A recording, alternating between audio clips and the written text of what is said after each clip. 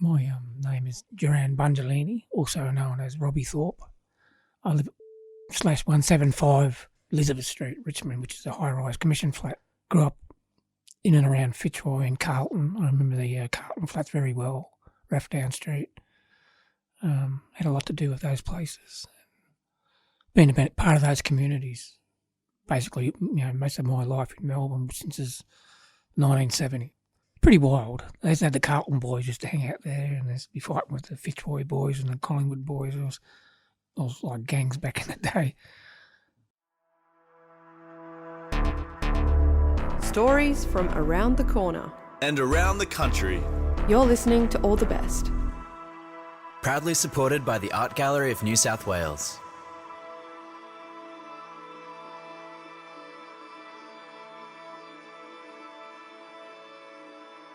You're listening to All the Best from FBI Radio 94.5. I'm Kwame Slusher. This week we're thinking about community and community stories.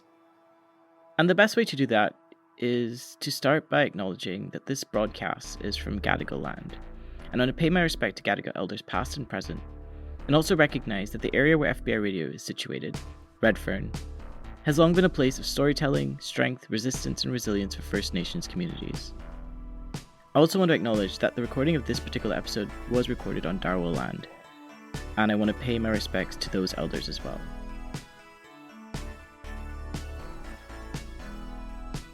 I think that recent events have really demonstrated, or at least reminded us of the importance of communities. How a strong one can sustain us in good times and hold us together in times of grief. This episode is not about recent events, or even based in New South Wales. It is about a community in the Carlton Estates in Melbourne, Victoria. Ayan from 3CR made a 3-part series platforming the voices from the estates. You get a glimpse into their reality and the impact that gentrification is having on their sense of community. Here's Ayan with a beautiful acknowledgement of country and about the experience of making this series. My name is Ayan, and I want to acknowledge the traditional owners of the land which I'm recording this on, the Wurundjeri people of the Kulin Nation. I want to acknowledge their elders past and present, and to also acknowledge that sovereignty was never ceded. I'm the producer, editor of the podcast, Our Stories, Our Flats. It's a 4-part series about the residents who live in the Carlton Public Housing estate. The episode that you are about to listen to is the first episode, and that's the episode where we give a bit of background into why this story or why the show is important, and that is that the residents who call Carlton home live this vibrant life and are living their best life, and now they are at threat of displacement because the government announced in 2023 that the Carlton flats would be demolished, among other 43 towers. And I thought it was important to capture our stories and for our stories to live in perpetuity. I've lived in Carlton, in the Carlton Public Housing estates for 30 plus years. So I know it like the back of my hand, and I've come across very interesting people, and I thought it would be important for me to leave a document behind, which is the stories of the residents. And because the announcement was made in 2023 to demolish the flats, I wanted us to leave something behind for future generations. That was Ayan. Now here's the first episode of Our Stories, Our Flats. Our Stories, Our Flats acknowledges the traditional owners of the Kulin Nations. We pay our respects to their elders, past and present. Welcome to Our Stories, Our Flats, a 4-part podcast series about living and thriving in the Carlton Public Estates. Our Stories, Our Flats was created by and for the residents of the Carlton Flats. It is a 3CR podcast. Special thanks to the City of Melbourne for helping us share it with the world. Narration by Raven. Ayan has called Carlton home since 1995. For her, the Carlton flats signify community and cultural ties. However, in 2006, Ayan and her family were evicted from the walk-ups as a part of the government's social mix policy. This distressing experience would come to shape her politics and worldview. Fast forward to 2025, and there's been an even bigger push to displace working class communities.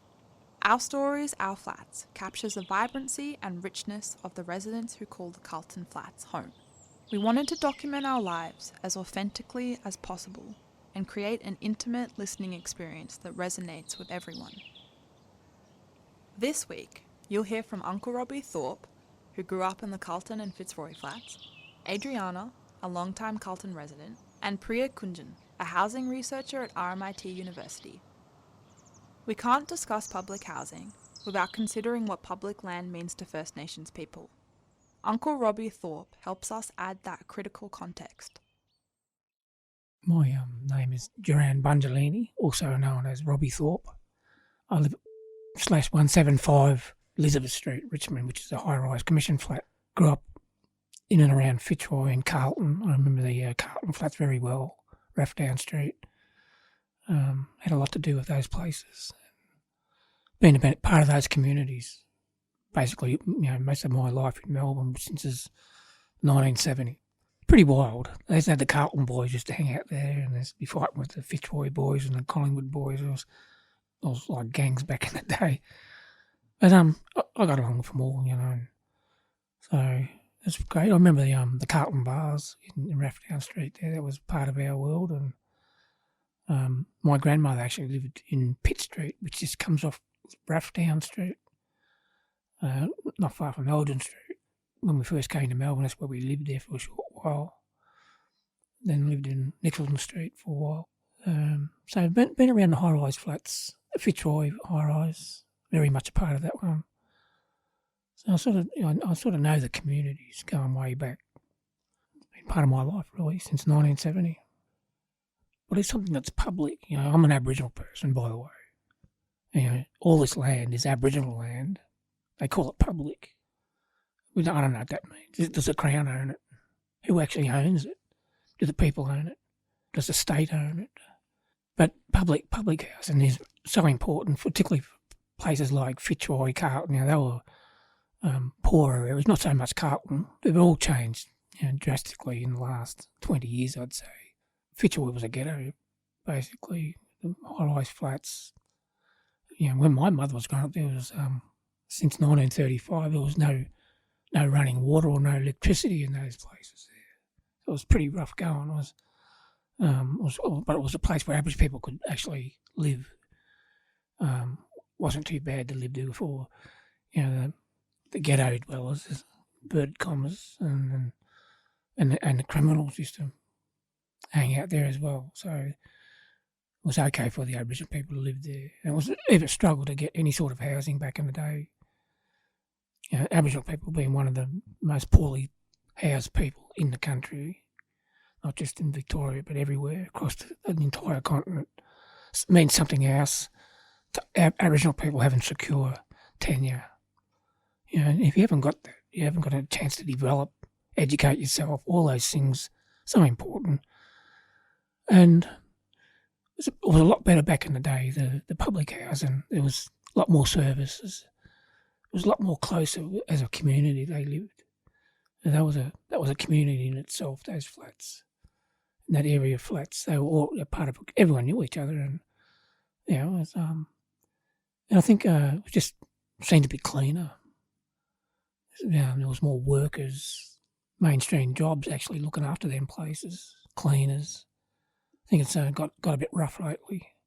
I think they're allowing it to be run down. And what's happening where I live is actually people living in the laundry areas where throws you off a bit. You don't want to go washing your clothes there. They disappear, and it's a pretty rough element in those places at the moment. I think that's part of the whole scheme of things too, moving some pretty rough groups into those places, intimidate the the families, and that's what's happening. And a lot of them are disappearing out of there. They're moving out. If you had a look at the flats, it's my guess, on all those 44 flats, they're probably half empty. I don't know if that's a bit much to say, but a hell of a lot of those places are empty. And these places aren't bad places. They're not bad accommodation. I quite like it where I am. It's large, 2-bedroom, fantastic space. I don't mind being up there on the 17th floor. It's a bit like I've got a bird's eye view. It's beautiful. I see the sunrise. And I had some beautiful community around me. Just recently, they've started to disappear in the last 3 to 4 years. They like creating a bit of a facade too. The bottom floors are all nice and clean, but you go up further, it's rough as anything.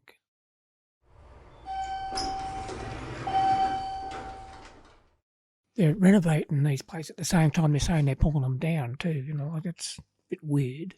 A lot of wasted expenses here going on.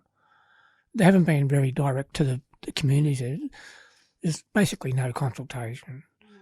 And so, I'm waiting to see an invitation to a meeting or, where they can engage with the people in the community. They're not really doing that.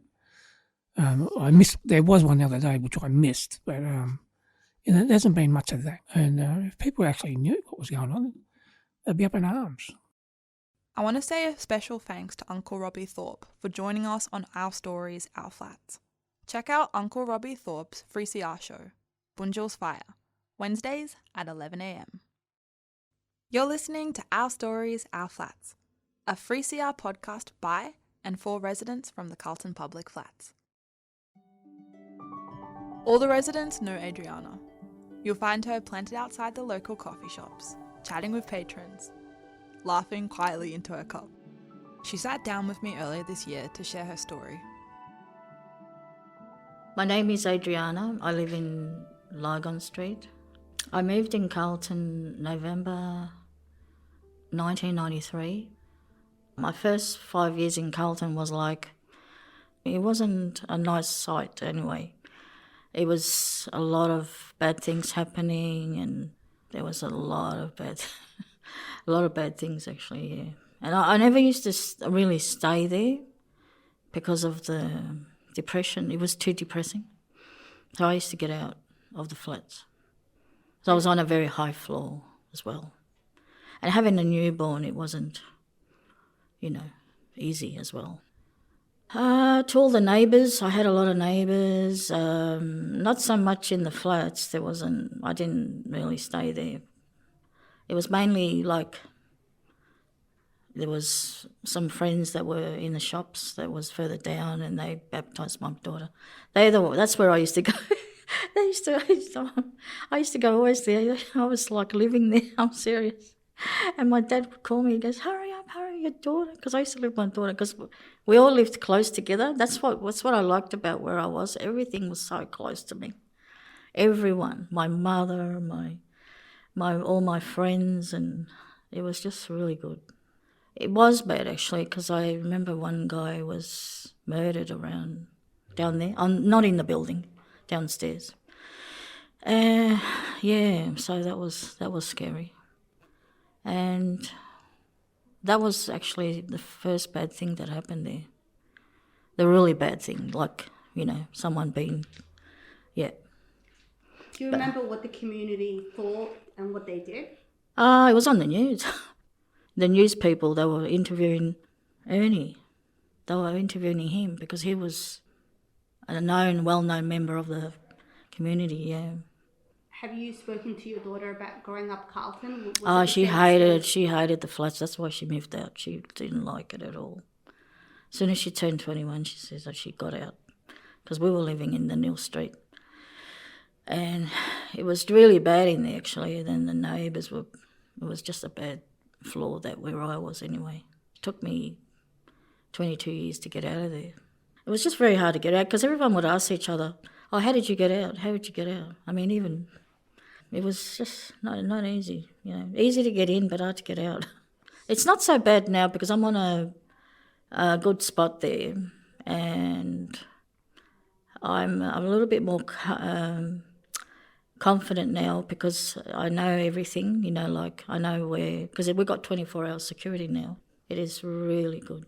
I mean, now they're just doing a bit of graffiti and, there's sometimes you hear a lot of noise and I just lock my door and just keep to myself and that's it.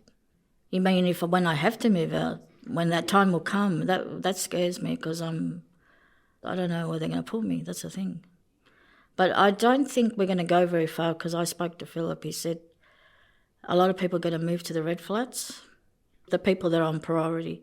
And I got a lot of medicals anyway, so I don't think I'll go very far. I'm not worried about that actually because I know when there's a will, there's a way, you know what I mean? And when that time comes, I won't worry about it, yeah. I'll just have to. The only problem I'm worried about is financially it's going to maybe affect me when I have to move out and pay the truck. That's money there. But I don't know if they'll move me or if I move myself. I don't know how it's going to work. But, I haven't got a lot of stuff anyway, so I'm only one bedroom. Living in the Carlton Flats, you often forge lifelong friendships. I asked Adriana, who's your closest friend on the estate? I think Raisa, she lives in 510, my friend. I know her for like 31 years.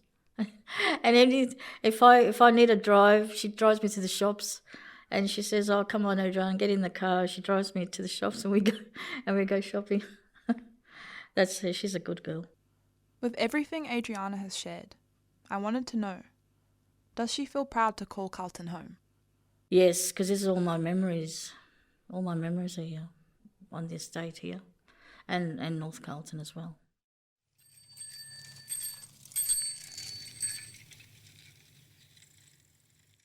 I want to say a special thank you to Adriana for sharing her story with us. It takes tremendous guts and spirit to give strangers a glimpse into one's life, unfiltered, honest. You're listening to Our Stories, Our Flats, a 3CR podcast by and for residents from the Carlton Public Flats. Narration by Raven. In this next segment, Priya Kunjan, a housing researcher at RMIT University, explains why public housing matters. My name is Priya Kunjan, and I am a housing researcher at RMIT University's Center for Urban Research, where I am working as a postdoctoral research fellow on the project Precarious Dwelling Encounters with the Housing Crisis, which is an Australian Research Council-funded project that lasts for 3 years and basically involves looking into housing insecurity in Melbourne. So not just the city of Melbourne, but the greater Melbourne area, and looking at that in terms of homelessness, public housing, private rentals, and also thinking about it in terms of homelessness, unhoming, and housing insecurity for First Nations peoples under ongoing colonization. And I'm working on that project with Professor Libby Porter and Dr. David Kelly. On the 20th of September 2023, Daniel Andrews, then Victorian Premier, came out to announce Victoria's housing statement, which was supposed to be the biggest urban renewal program that the state had ever undertaken. And it was announced as a massive package of housing-related reforms that were designed to reduce housing stress, housing insecurity, and pressure on the housing market in Victoria. But really what that looked like in practice is a mass program of urban renewal that would demolish and redevelop all 44 inner-city public housing towers as part of this plan to increase the density of dwellings on those sites, which basically means that they were going to demolish these towers and then try and build more housing on those estate sites. Now, it seems kind of counterintuitive to spend housing to make housing. And so a lot of people were concerned about this. And with our project, we already knew that the announcement of these kinds of renewal plans affected people's ability to live securely where they were. Even if it didn't affect them immediately, just feeling like they could no longer be at home in those places started to fragment and fracture people's ability to be at home. So that announcement on the 20th of September, it was not necessarily a surprise in terms of looking at the public housing renewal program and the big housing build that came before it and had been used to redevelop various public housing estates in partial ways over the past decade. But announcing all 44 towers at once was a shock, and not just a shock to us, but most importantly, a shock to residents.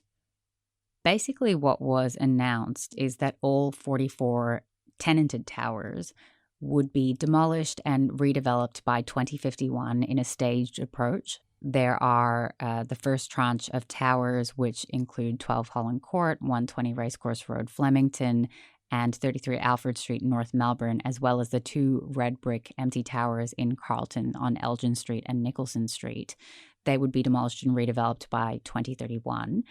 And the plan, let's just say it seems ambitious to demolish and redevelop all of these towers, considering that there are, over 10,000 people that live across all of the towers, that this is a massive project, not just of infrastructural development, where we're talking about demolition and rebuild, but actually of communicating and engaging with people to step them through the process of uprooting their entire lives and moving somewhere else to make way for this to happen. And I'm sure you can imagine that this is incredibly difficult to do when you have effectively blindsided everybody who lives in the towers and shocked them with the decision. And, especially for those towers that were initially announced in that first tranche in North Melbourne and in Flemington, communities were already reeling from the way that government had treated them under the hard lockdowns, where they were not listened to. It went to, a case with the ombudsman, and effectively it was found that the state government failed those communities in the way that it treated them and communicated to them. The government then put in place various kinds of mechanisms that it said it was going to use to engage with communities, like a program called Paving the Way Forward. And yet communities were not given a heads up about this announcement. They weren't consulted about it. And so people were surprised by the announcement. And many people found out on the day that it was announced. Some people only found out by watching the news, which is an absolutely appalling way to find out that you may no longer have a home where you are. So a key part of the rationale that the government has put forward for the demolition is that the towers are no longer fit for modern living. And the way that they describe that is that, they were built in the 1950s to 1970s, and now some of the infrastructure can't be upgraded. They say that there are degraded sewage sacks in some of the towers. They also talk about the inability to provide heating and cooling, thermal regulation upgrades. There are questions and concerns about refurbishing the towers, but the main problem here is that it's really hard to tell either way what the issues with the towers are, and if there are issues with the towers, why the decision was made uniformly across the 44 towers rather than assessing them on a case-by-case basis, because it does seem very unclear to the public at the moment why all of the towers would be announced rather than saying, here are the specific problems with this tower, here are the specific problems with this tower, what are the solutions that we can look at in terms of either retrofit or, in the worst case, potentially demolition and redevelopment. Instead, everything's been announced as a blanket approach. So it's really mysterious, I guess, to the public, and prevents the opportunity for independent evaluation of the legitimacy of the assessments that government says that it's done. I hope Priya was able to paint a clearer picture of why we need to protect and invest in public housing. Public housing belongs to all of us. Huge thanks to Adriana, Uncle Robbie, and Priya Kunjan for speaking to us. Next week, we hear from the young residents of the Carlton Flats. To learn more about housing justice, head over to our 3CR website at 3cr.org.au/ourstoriesourflats. Our Stories, Our Flats is written, produced, and edited by Ayan Shirwa. Narration by Raven. This is a 3CR podcast. Special thanks to the City of Melbourne for helping us share it with the world.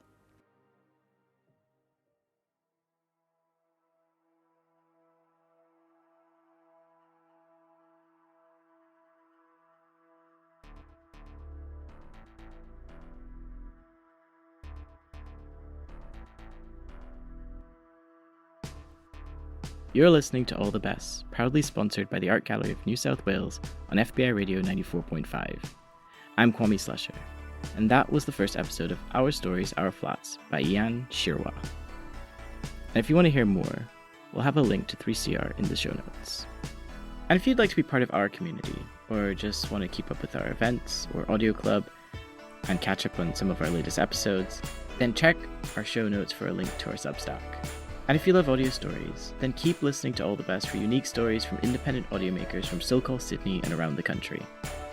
Definitely catch our live broadcast on Sundays at 9:30 a.m. on FBI Radio 94.5. We also release a brand new episode every Tuesday at 4 p.m. on allthebestradio.com, Spotify, and Apple Podcasts. Follow us now so you never miss an episode. All the Best is made at FBI Radio on Gadigal land in association with SYN and 3RRR on Wurundjeri Woi Wurrung and Boonwurrung lands and 8CCC on Arrente and Wurrumungu lands. The All the Best executive producer is Mel Bakewell.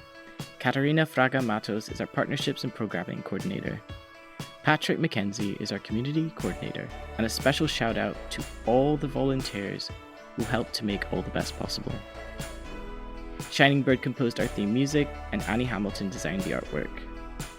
We're heard across Australia on the Community Radio Network, and were made possible by the Art Gallery of New South Wales and the Community Broadcasting Foundation.